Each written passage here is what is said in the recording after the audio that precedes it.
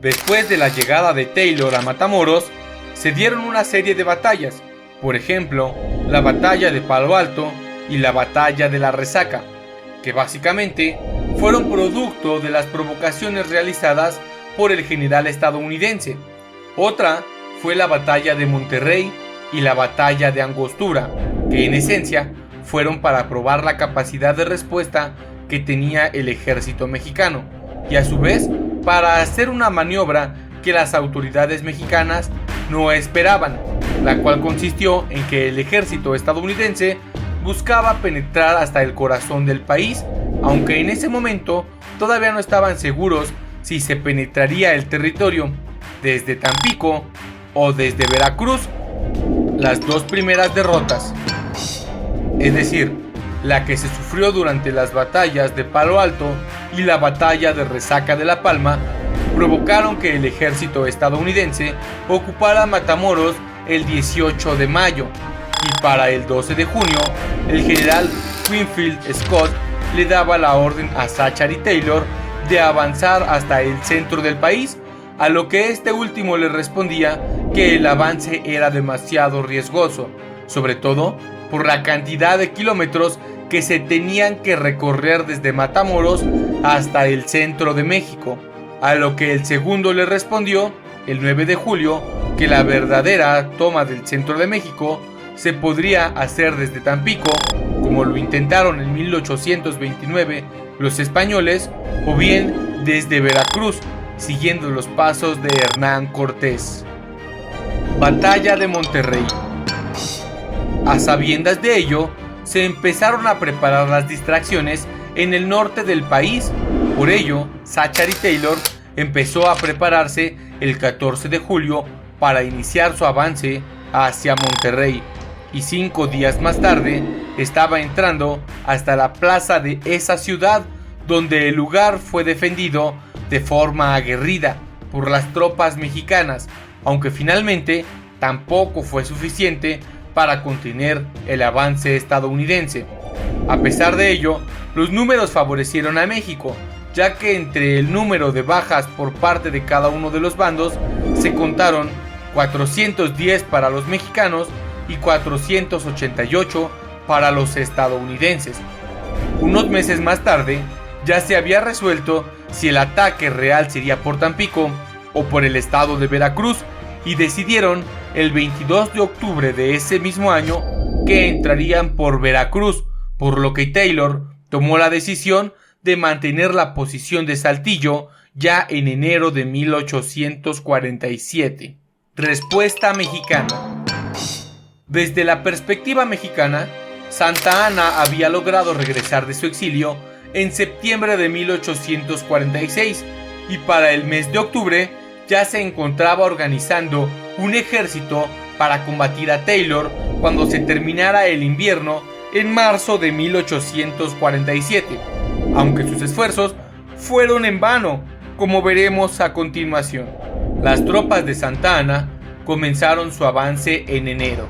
esto a consecuencia de que no se les podía pagar a los casi 22,000 hombres que se reunieron inicialmente, y para febrero el ejército se había reducido casi en una tercera parte, pues para ese entonces eran alrededor de 14,000 hombres solamente. Para ese momento, el ejército de Taylor se había reducido considerablemente, ya que buena parte de su ejército se había designado para iniciar el avance por Veracruz. Sin embargo, su capacidad estratégica y un informe recibido por otro batallón estadounidense le informaban del avance de Santa Anna. Taylor, en vista de la situación, decidió esperarlo en un lugar llamado La Angostura, en Coahuila, lugar donde se librará la última batalla que mencionamos con anterioridad, la batalla de Angostura. En ese lugar las tropas de Taylor tomaron ventaja en cuanto a la posición estratégica se refiere, ya que en cuestión de números, el ejército mexicano esta vez era mucho mayor, ya que estaba constituido por aproximadamente 14,000 hombres, mientras que el ejército de Taylor por unos 5,000.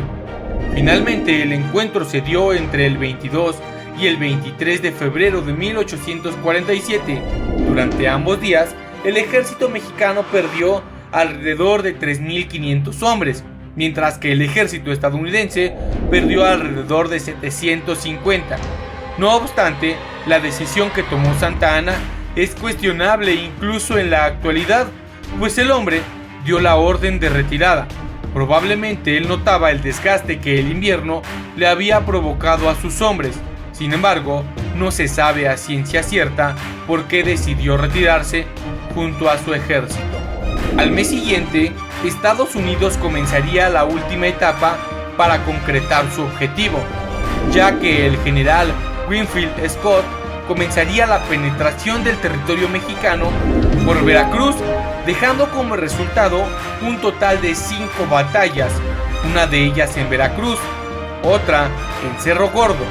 una tercera en Padierna, Churubusco, una cuarta en Molino del Rey y la más conocida por todos los mexicanos, la que se llevó a cabo en el castillo de Chapultepec. Desembarque estadounidense en Veracruz. El ejército del general Winfield Scott se dividió en 3 batallones y desembarcaron en las costas de Veracruz el 9 de marzo de 1847. Del 22 al 28 de marzo empezaron el bombardeo al puerto de Veracruz y para el 29 del mismo mes ya se habían hecho con el control de este territorio. Para el 14 de abril, las tropas del general Scott habían avanzado casi hasta el lugar donde se llevaría a cabo un segundo enfrentamiento, ya que en un lugar llamado Cerro Gordo los estaban esperando las fuerzas mexicanas, muy bien armadas y en posiciones sumamente ventajosas. En teoría, los caminos que llevaban hasta ese lugar habían sido vigilados y bloqueados para evitar que el ejército estadounidense les sorprendiera,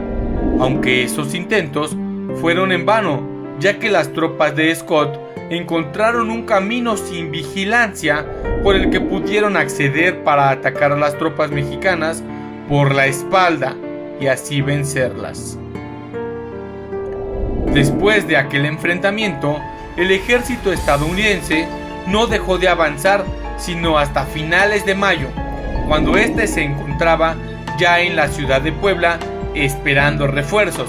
Finalmente, volvió a emprender su avance en agosto. Para ese entonces, el plan que había elaborado Santa Anna se reducía solamente al de la defensa. Como era de esperarse, el general Winfield Scott no se enfrentó directamente a las tropas mexicanas, sino que siguió buscando hábilmente caminos que le hicieran menos hostil su avance dentro del territorio mexicano. Posteriormente, se dio otro encuentro sumamente violento. Hablamos de la batalla de Churubusco,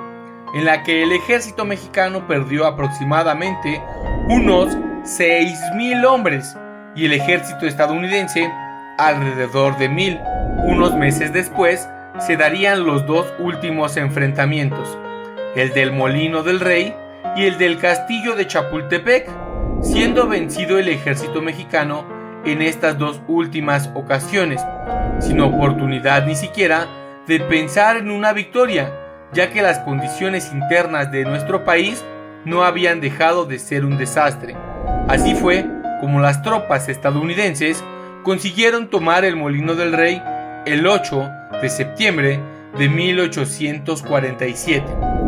Unos días más tarde, es decir, el 13 de septiembre, comenzaba el último enfrentamiento entre el ejército mexicano y el estadounidense. El lugar fue el castillo de Chapultepec y de esa batalla ya no se obtendría otra cosa más que la muerte y sangre, ya que en esa mañana el ejército mexicano había perdido casi 2.000 hombres. Ante esta serie de acontecimientos, Santa Anna terminó abandonando su cargo y el nuevo presidente sería Manuel de la Peña y Peña, quien entre sus objetivos claramente estaban traer la paz y reconstruir un país claramente destruido, fracturado y dolido, a consecuencia de las cosas que habían sucedido durante los 2 últimos años. Por ello, se firmó el Tratado de Guadalupe Hidalgo el 2 de febrero de 1848, en el que México terminaba cediendo el 55% de su territorio a Estados Unidos y además reconocía al río Bravo como la verdadera frontera sur con Estados Unidos.